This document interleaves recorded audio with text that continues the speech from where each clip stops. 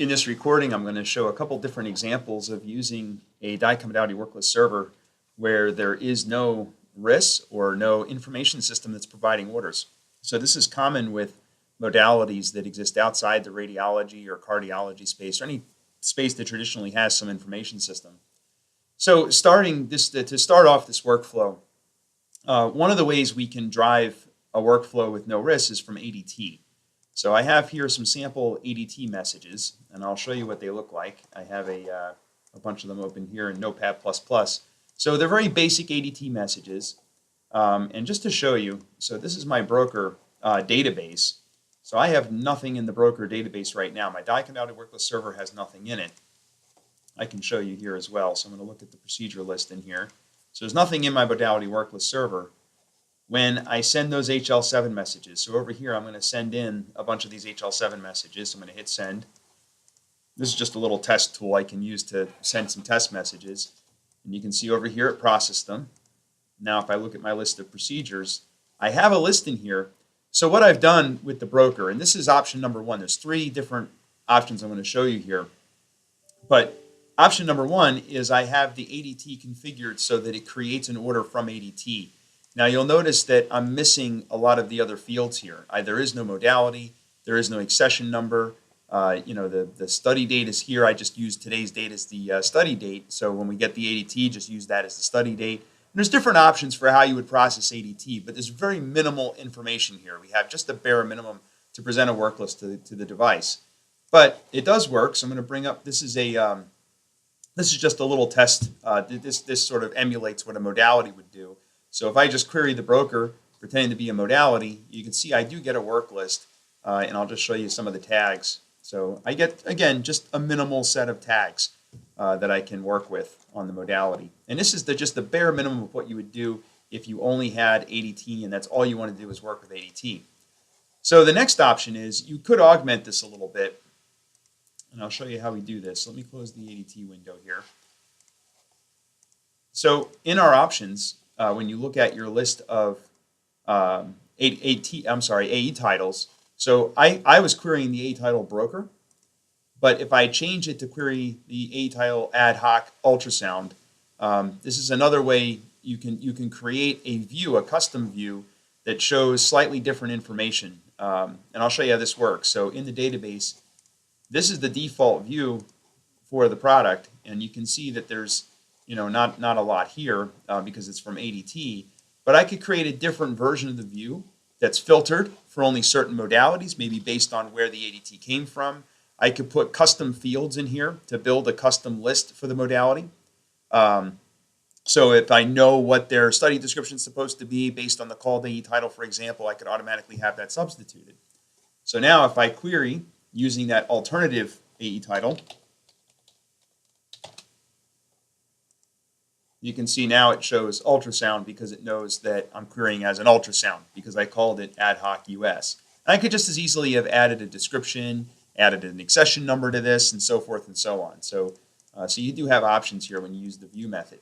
So this is another way you can kind of statically build out the different tag values. And again, this would be driven from the called AE title, so what the modality calls us when they query us. So we started with that basic ADT, but we can augment that by adding information in based on the called AE title or how the device is calling us. And you can have multiple different called AE titles from the same device. That same device could call us different things and get different types of results based on how they call us. Now another option I just want to talk about very briefly is there are some other standards other than HL7 out there, like FHIR and some various web services and APIs and things of that nature. So I created a fake HIS, and I just have a very basic table in here. So I'll show you. So I have a table. So let's pretend this is an HIS, and I have a patient ID of HIS.11. Here's the name, the date of birth, the sex, and the institution name. So what I could do is in my broker, let's say I want to create orders based not on ADT, but based on when the order comes in from the modality, or when the request comes in from the modality. One of the workflows you could do is tell the modality technicians to query us using the patient ID they're looking for, and usually that would be driven from something like a barcode on paperwork or a barcode on the patient's bracelet or some other mechanism. So when they call the modality worklist server using a patient ID, we can trigger a workflow to go out and do a lookup. So one of the nice things about our product, I'm going to choose the FHIR AD title. Notice that I have enable workflow processing enabled. So what this will do is when somebody calls the broker FHIR, it's going to go out and call a script that's going to run, and I'll show you what the script looks like.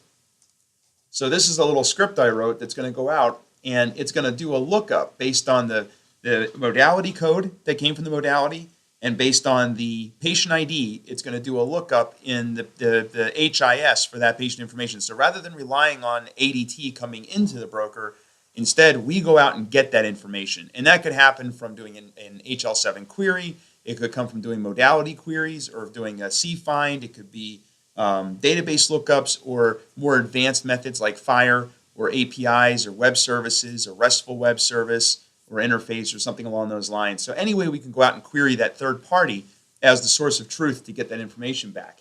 So let me show you an example. So I'm going to go in here and query HIS.11, and assuming this is an ultrasound, so I put US for ultrasound.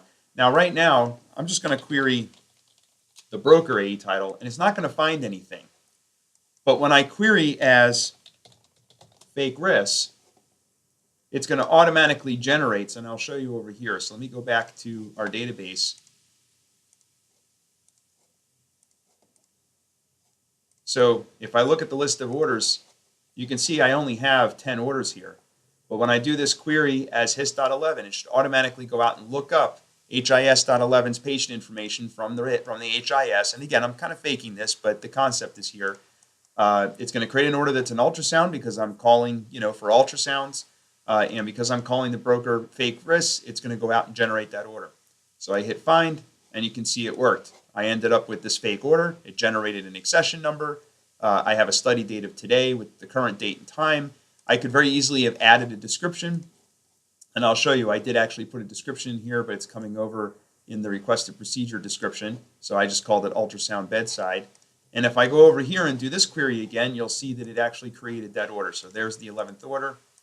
Or I'm sorry, it's at the top. There's my 11th order, and you can see it's a little bit more complete than the other orders. It has more information than the other ones. All right, so that's another option. And again, these are all the automated options. So I automated it by using ADT, by just creating an order from ADT. It's a very minimal order, not a lot of information. The second way I did it is I modified a view to make to return static results based on the ADT. So I sort of generate an order based on the ADT with additional information just based on some assumptions on how we know that, based on knowing what that modality is from the called AD title. And the third way was consuming the order from a third-party system. So going out to another system to build the order ourselves when we get the request from the modality. I'm going to show you one more way that you can build an order. So I have a list of patients here, because I got ADT orders, but the challenge is ADTs don't have enough information for us to build an order. So we have what we call our order entry interface. This is a very basic web page, and it allows you to generate orders. So as a user, I click on Query Patient.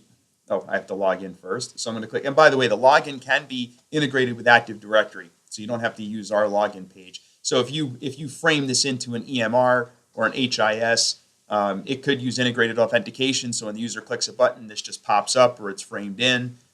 It could look like it's a part of another application, but they click on Query Patient. They could start with putting in some information about the patient. That's usually a good idea because typically it's a pretty long list. So I might put X2, for example.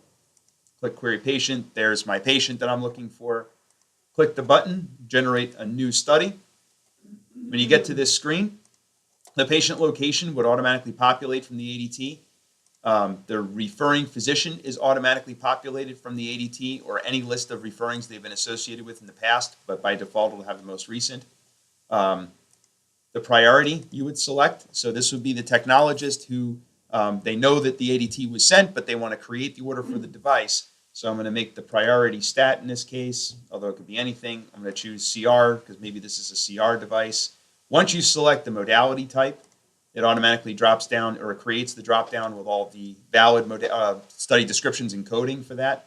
So I'm going to do foot, and we'll make it a left foot. I'm going to choose a reason for study, which could be bound to ICD 10 or 9 codes. You can type in some comments here. Oops, sorry, I spelled test wrong.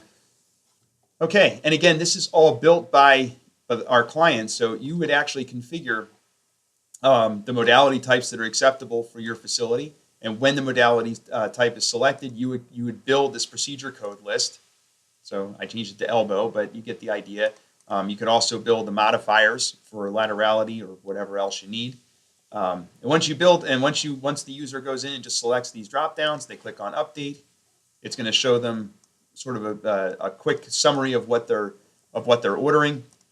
This can be modified. We have some clients that have this bring up a barcode with the accession number. So if they want to just scan the barcode with the machine instead of typing it in on the machine, for example, you could do that and they could print it out.